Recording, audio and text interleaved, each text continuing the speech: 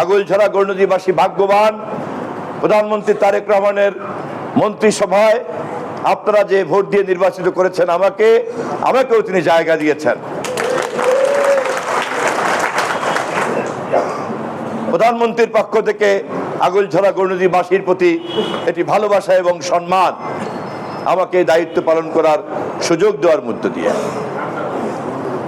নির্বাচনের সময়ও আমি ভোটারদের কাছে যেমন ভোট চেয়েছি, তেমনি একই সঙ্গে দলের পক্ষ থেকে, সরকারের পক্ষ থেকে, আগামী দিনে সরকারের পক্ষ থেকে কি প্রতিশ্রুতি আমি ঘোষণা করেছি আপনাদের তা নিশ্চয়ই মনে আছে। সেদিন একজন প্রার্থী হিসেবে কথা বলেছি, কিন্তু আজ আমাকে কথা বলতে হচ্ছে বাংলাদেশের একজন মন্ত্রী হিসাবে।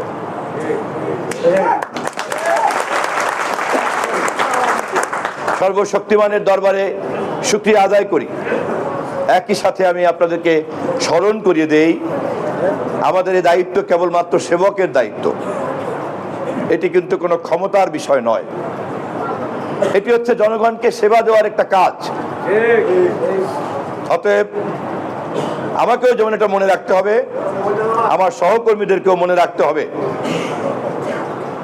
আমাদের দল এখন সরকারি দল, আমি সরকারের একজন মন্ত্রী। আপনারা যে যা করবেন তার সব দায় দায়িত্ব দলের ঘাড়ে যাবে, আমার ঘাড়ে যাবে, মাননীয় প্রধানমন্ত্রীর ঘাড়ে যাবে। অতএব আমাদেরকে জনগণের সেবা দিতে হলে আমাদের দলের সকল নেতাকর্মীকে একই সুরে কথা বলতে হবে, একই তালে, একই ছন্দে, একই লয়ে আমাদেরকে চলতে হবে।